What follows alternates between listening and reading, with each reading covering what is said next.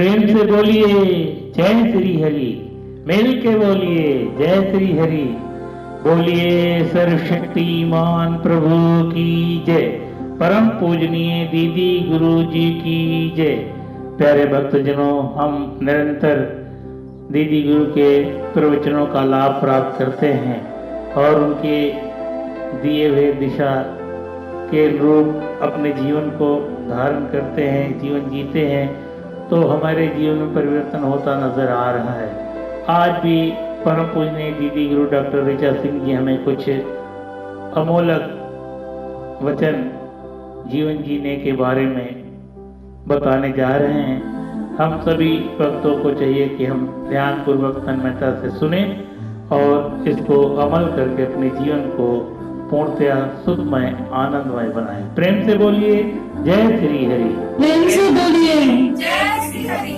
बोलिए सर्वशक्तिमान प्रभु की जय। परम पूजनीय गुरु जी की जय। कहते हैं कि प्रार्थना में बहुत बड़ी शक्ति होती है। वास्तव में प्रार्थना में बहुत बड़ी शक्ति होती है और जिस तरीके से आप सब लगातार सत्संग में शामिल हो रहे हैं और प्रभु भक्ति कर रहे हैं, ये बहुत ही खुशी की बात है और बहुत ही प्राउड फील होता है आप सबको देख के। जो भी प्रभु परमात्मा के सहारे रहते हैं, प्रभु उसका भला भी करता है और सुरक्षा कवच की तरह उसकी रक्षा भी करता है। लेकिन इंसान भगवान पे भरोसा नहीं कर पाता, अपने आप में सोचता है और अपने आप सोचता है कि मैं बहुत महान हूं। थोड़ा सा पैसा आ जाता है, थोड़ी सी सुख सुविधाएं मिल जाती है, तो इंसान अपने आप को बहुत ही अमीर समझने लगता है, बहुत ही अभिमान करने लगता है। लेकिन अभिमान नहीं करना चाहिए, वो किसी भी चीज का हो, न तन का, न मन का, न धन का। जब कोई किसी चीज का अभिमान करता है तो भगवान उसे अभिमान से मुक्त करने के लिए कुछ न कुछ नया करते हैं। जैसा कि कभी भी किसी को आपने देखा होगा, अभिमान है तो अभिमान उसका खत्म होता है। चाहे भगवान कोई बीमारी दे दे या प्रभु परमात्मा कोई ऐसी स्थिति लाके खड़ा कर दे कि जिसमें उसका अभिमान चला जाता है। तो इसलिए अभिमान नहीं करना चाहिए, सबसे बड़ा रोग है। अभिमान किया रावण ने, आप देखिए उसके यहाँ कोई कमी थी, न शक्ति की कमी थी, न भक्ति की कमी थी, न सैनिक की कमी थी। सब कुछ होते हुए भी सर्वनाश हो गया। तो इसलिए आप सबके पास तो कुछ भी नहीं है उसके हिसाब से अगर सोचते हैं। लेकिन जो प्रभु भक्ति करता है, प्रभु के सहारे जीवन जीता है, वह सबसे महान होता है और सबसे धनवान होता है। तो प्रभु पे भरोसा करें, इस प्रभु के भाड़े में रह के अपने जीवन को जिए और नित्य प्रति सत्संग करते रहें और आपके अंदर जो दिव्य ज्योति जगी है यह कोशिश करें जगाते चले जाएं। हम जितने लोगों को इस प्रभु परमात्मा से जोड़ेंगे, हम प्रभु का कार्य कर रहे हैं। अगर प्रभु परमात्मा का कार्य करेंगे तो आप जानते हो कि कोई किसी का कार्य करता है तो कोई कितना खुश होता है। अगर आप प्रभु का कार्य करेंगे तो प्रभु आपसे कितना खुश होगा, आप इसका अंदाजा नहीं लगा सकते हैं। लेकिन प्रभु भक्ति करके जो चीजें आप हासिल कर लेते हैं वो किसी धन दौलत से आप नहीं हासिल कर सकते हैं। चेहरे पे तेज और आपकी रक्षा भगवान स्वयं करता है तो आपको मानने वाला काम हो सकता है और आपकी शक्ति समर्था बनी रहेगी, शारीरिक क्षति नहीं होगी, प्रभु परमात्मा कोई रोग नहीं देता है। तो इस तरीके से आपको सारी चीजें गिफ्ट में मिल जाती है अगर प्रभु की कृपा हो जाती है। और प्रभु की कृपा होने के लिए आपको क्या करना पड़ेगा, आप जानते हो, अगर प्रभु को खुश करना है तो प्रभु के बंदों से प्रेम करना होगा। प्रभु के बनाए हुए बंदों से प्रेम करेंगे, प्रभु के बनाए हुए प्रकृति से छेड़छाड़ नहीं करेंगे, उनके विरुद्ध कोई कार्य नहीं करेंगे, हर जीव जंतु से प्रेम कर पाएंगे। यह प्रभु परमात्मा की सारी रचना है, यह समझ के उनकी सेवा करेंगे, उनसे प्रेम करेंगे, तभी आपको जीवन में और कुछ कर सकते हैं। जैसा कि इंसान भूल जाता है, हर पल भगवान को भूल जाता है, वो कभी कदार अपना दिया जला लिया, धूप बत्ती कर लिया, उसमें भी ध्यान उसका कहीं और है, जिससे प्रभु परमात्मा खुश होने वाला नहीं है। और प्रभु भक्ति करने के लिए लोग महिलाओं का त्याग करके वनों में जाके ध्यान में बैठते थे, वर्षों बैठे रहते थे, महीनों बैठे रहते थे, इस तरीके से भक्ति करते थे। भक्ति का रास्ता कठिन है, लेकिन जिसे मिल जाता है उससे आसान भी कुछ नहीं है, क्योंकि वहां पे निर्मलता है, सरलता है, सहजता है। आप निर्मल हो जाएंगे, आपके अंदर भेद नहीं रह जाएगा, ईर्ष्या द्वेष नफरत से दूर हो जाएंगे और दुनिया को एक नया संदेश आप देते रहेंगे कि प्रेम की भी ज्योति सबके अंदर जलनी चाहिए, क्योंकि प्रेम से बड़ी कोई दौलत नहीं है। और प्रभु का मार्ग ही प्रेम से होके गुजरता है।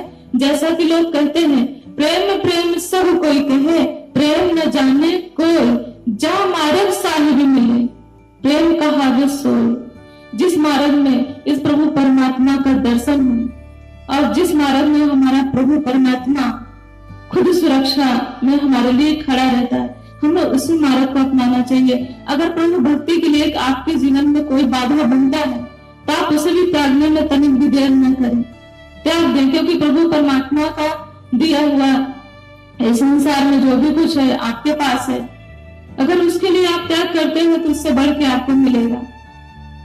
तो जैसे कहते हैं ना, प्रभु आपको ब्याज सहित वापस करता है। अगर आप कुछ अच्छा करते हो तो अच्छा करने का मतलब है कि जो भी आपको हमने बताया कि इंसान इंसान को पहचाने, इंसान इंसान से प्रेम करे, यह सबसे अच्छी नीति है। और अभी आपको बताया कि प्रेम का ही मार्ग होता है प्रभु परमात्मा तक पहुंचने का। और अपने माँ बाप की सेवा करें, और वही कर सकता है जो इस प्रभु परमात्मा को समझता है कि यह पल पल देखता है कि हम क्या कर रहे हैं, अच्छा कर रहे हैं कि बुरा कर रहे हैं। और इसी तरीके से एक बार किसी के घर जाने का अवसर मिला, देखा गया कि वहां पे 4 बेटे थे, एक बूढ़ी माँ थी और वह खाना बना रही थी। और जाने के बाद देखा कि बूढ़ी माँ खाना बना रही है, 4 बहनें अलग है, 4 चूल्हे हैं और बूढ़ी माँ को लेके 5 चूल्हे चल रहे घर में। आप बताइए कि वह माँ 4 बच्चों को पाली और बड़ा की, उनकी शादी की और बहुएं आई, बहुओं के भी बच्चे, सबकी देखभाल करने के बाद बच्चों का क्या फर्ज बनता है कि माँ 7 साल की अवस्था में खुद से बना के खाए? ऐसा नहीं होना चाहिए।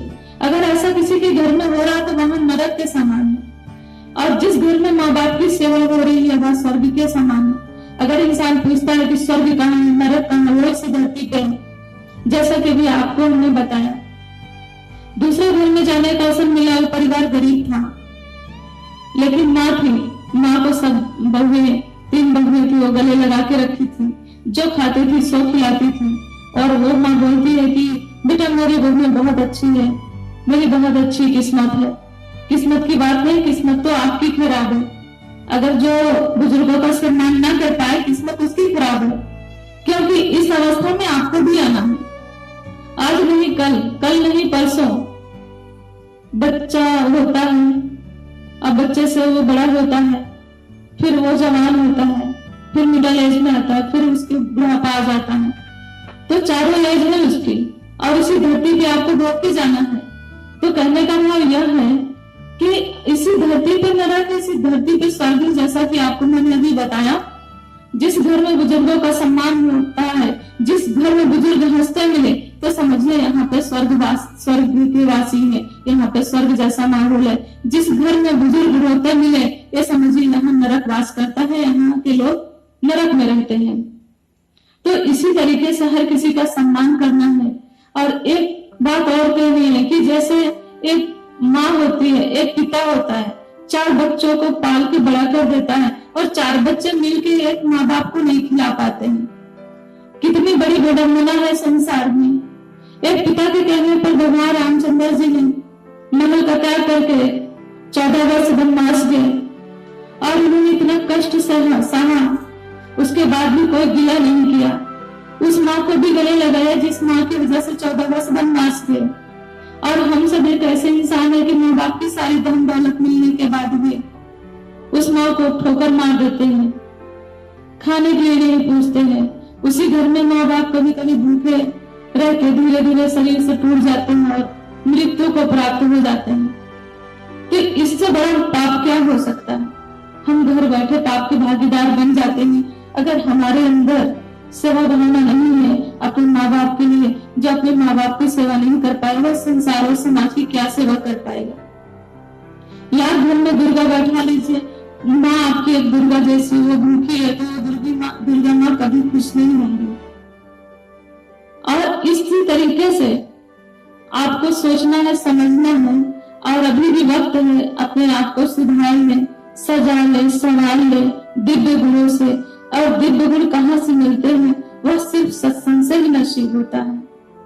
अगर नहीं है तो, अगर है किसी के अंदर तो उसे मुबारक है, बहुत अच्छी बात है। कुछ ऐसे भी परिवार मिलते हैं जो कि माँ बाप की बहुत ही केयर करते हैं और उन्हें देख के मुझे बहुत प्रसन्नता होती है। तो ऐसे परिवार को भी हम धन्यवाद देते हैं जो माँ बाप को साथ लेके चलते हैं और उनकी सेवा करते हैं, उनसे प्रेम पाते हैं और उन्हें प्रेम दे पाते हैं। अभी कभी कभी ऐसा भी देखने को मिलता है, आप समझिए लाभ कितने हैं बुजुर्गों के। आपके घर में कोई अतिथि आता है तो अगर आपके माँ बाप जिंदा है तो उन्हीं के पास बैठेंगे, आपका टाइम बच जाता है, आप अपने दूसरे काम में अपना वक्त दे सकते हैं। माँ बाप है तो आपको कहीं निकलना है, मार्केटिंग के लिए कहीं कुछ करना है तो आप उनको अपने बच्चों को दिखा के जा सकते हैं। अगर वो देखने की कंडीशन में नहीं इतना तो देखे रहेंगे कि बाहर न जाए, घर में कुछ गलत न कर जाए। यह सारी सुविधाएं होती है। दूसरी चीज ये है कि कभी कुछ आपको समझ में ना आए तो बड़ा सा आशीर्वाद ले लीजिए, वह कार्य भी आपका सफल हो जाता है जिसके घर में बुजुर्गों का सर पे हाथ होता है। बड़ी से बड़ी मुसीबत में अगर आपके साथ आपके माँ बाप खड़े हैं तो वह मुसीबत भी टल जाती है। इसी तरीके से एक व्यक्ति जा रहा था अपने बूढ़े बाप को लेके अनाथ आश्रम छोड़ने। रास्ते में क्या हुआ, डाकुओं ने घेर लिया। जब उन्होंने घेर लिया, जब वो मारने जा रहे थे और जो भी था उसके पास तो कुछ ऐसी चीजें नहीं थी जो छीनने का प्रयास कर रहे थे, तभी देखा पीछे बैठा उनका पिता। उसमें उसी गैंग से एक ऐसा व्यक्ति था जिसको उसके पापा पहचानते थे। जब उसके पिताजी पहचानते थे तब उन्होंने माफी मांगा और उसे छोड़ दिया कि अरे हमें पता नहीं था कि ये आपके बेटे हैं। तो कहीं ना कहीं इस धरती के आपके माँ बाप भगवान स्वरूप है। जो भी भगवान स्वरूप समझता है उसको वास्तव में कोई कमी नहीं हो सकती। और कोई कितना भी गरीब हो, जिसके दरवाजे पे माँ बाप हो, वो कभी गरीब नहीं होता है। और वो कितना भी अमीर हो, जिसके दरवाजे पे माँ बाप दुखी हो, परेशान हो और रोटी के लिए तरसते हो, वो सबसे बड़ा गरीब है। तो यह मन में भाव था, यह बातें थी, आप तक शेयर करना चाहते हैं, बताना चाहते हैं कि आप भी पाप के भागीदार न बने, अपना जीवन सुख में बना ले। क्योंकि आज आप जवानी में हैं, कल आप बुढ़ापे में ही कन्वर्ट होंगे। ये दिन बदलते टाइम नहीं लगेगा। अगर आप उस अवस्था में आते हैं तो आपके साथ ऐसा होगा। आप थोड़ा सोच के देखिए कि आप भी अकेले पड़ जाएंगे, आपके साथ भी कोई नहीं होगा। वास्तव में इंसान अकेले ही होता है अगर वो ढंग से सोचे तो। अगर विचार करे तो इंसान अकेला ही होता है, अकेला आया है, अकेला जाएगा और अकेला ही है। उसको तो एक जीवन जीने के लिए भगवान ने एक रिश्ते बना दिए हैं और एक ऐसी जगह बना दी है। जैसे आप गेस्ट हाउस जाते हो, शादी करते हो तो सारी चीजें अटैच हो जाती है, तो आराम हो जाता है आपको, वहाँ पे सुविधाएं होती है, आप शादी ब्याह कर लेते हो और घर वापस चले आते हो। इसी तरह संसार में जीने के लिए सारे रिश्ते हैं। बाकी इंसान अकेला है, अकेला आया है, अकेला जाएगा। यह जो लोग मिल रहे हैं, यह सांसारिक रिश्ते हैं, वह एक दिन खत्म हो जाएंगे। ताकि इस प्रभु परमात्मा की भक्ति करे। और अभी आपको हमने बताया कि अपने माँ बाप की सेवा करे। माँ बाप इस संसार में भगवान का दूसरा रूप है। उन्हें अगर आप समझते हो तो आपके जीवन में वास्तव में कोई कमी नहीं होगी। आइए नहीं सभी के साथ क्षमा चाहते, प्रेम से बोलिए जय परम पूज्य गुरु जी की जय।